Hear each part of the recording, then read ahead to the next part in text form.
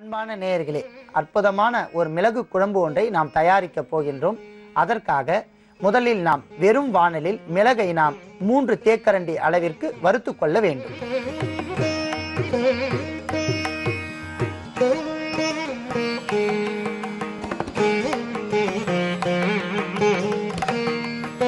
அடுத்ததாக துவரம்பருப்பை நாம் 2 தேக்கரண்டி அளவிற்கு சேர்த்துக் கொள்ளலாம்.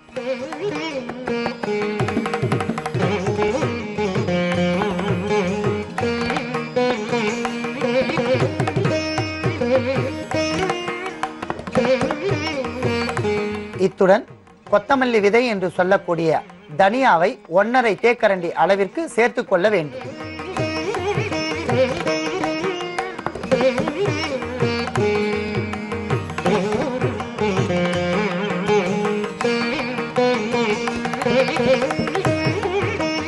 இத்துடன் காய்ந்த மிளகாய் வற்றலை எண்ணிக்கையில் 7 சேர்த்து கொண்டால் போதுமானது.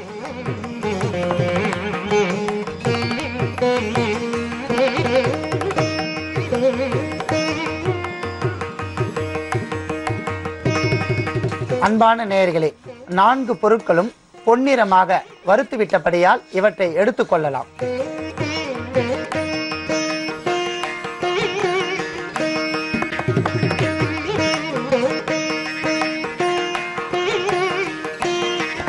அன்பான நேயர்களே, இத்தனை பொருட்களையும் பொன்னிறமாக எந்த எண்ணெயும் விடாமல் நாம் வறுத்து கொண்டு இவற்றுடன் ஒரு வெள்ளை பூண்டை, தோலுரித்த வெள்ளை பூண்டை நாம் சேர்த்து கொண்டு நீர் விட்டு அரைத்து நாம் ஒரு குழம்பு பதத்தில் அரைத்து வைத்து எடுத்துள்ளோம். இந்த குழம்பு பதத்தில் அரைத்து வைத்துள்ள இந்த மிளகு கலவையில் நாம் தேவையான அளவிற்கு நாம் எடுத்துக்கொண்டு தனியாக வைத்துக் கொள்ளவும். பிறகு நாம் வாணலில் நல்லெண்ணெய் 3 தேக்கரண்டி விட்டு கடுகை தாளிதம் செய்ய வேண்டும்.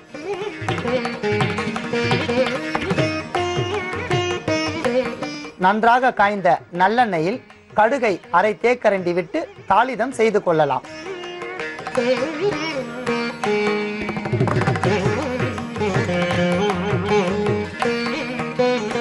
கடுகு நன்றாக பொரிந்தவுடன் கறிவேப்பிலையை போட்டு நாம் தாளித்து கொள்ள வேண்டும்.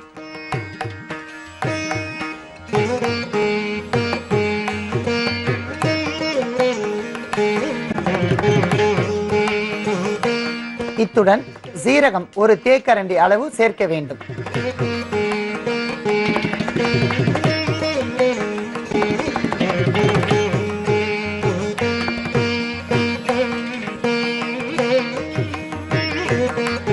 அடுத்ததாக மஞ்சள் தூள் 1/4 தேக்கரண்டி சேர்த்துக் கொள்ளலாம்.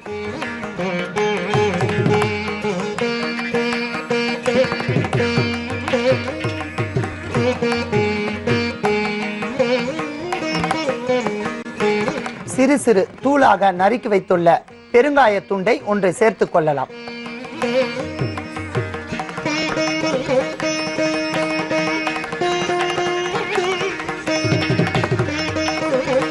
அன்பான நேயர்களே, நாம் பச்சையாக அரைத்து வைத்துள்ள அந்த மிளகு மற்றும் தனியா கரைசலை இப்போது சிறிது சிறிதாக அந்த வாணலில் நாம் சேர்த்து நன்றாக வதக்க வேண்டும்.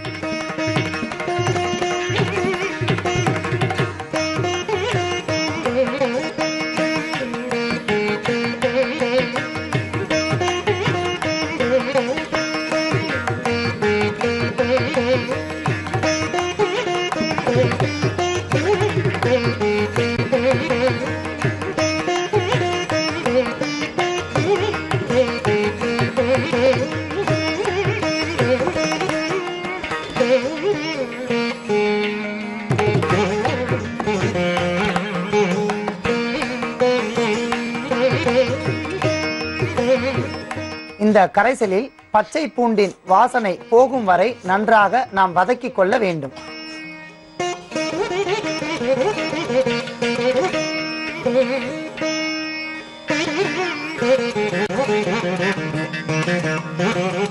மிளகு மற்றும் தனியா விழுதை நல்லெண்ணெயில் நன்றாக அந்த பச்சை பூண்டின் வாசனை நீங்கும் வரை வதக்கிவிட்டோம்.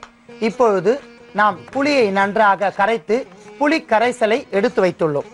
இம்மாதிரியான இந்த புளி கரைசலை தேவையான அளவிற்கு அந்த தனியா மற்றும் மிளகு பதக்கத்தில் உள்ள அந்த குழம்பில் படிப்படியாக சேர்க்க வேண்டும்.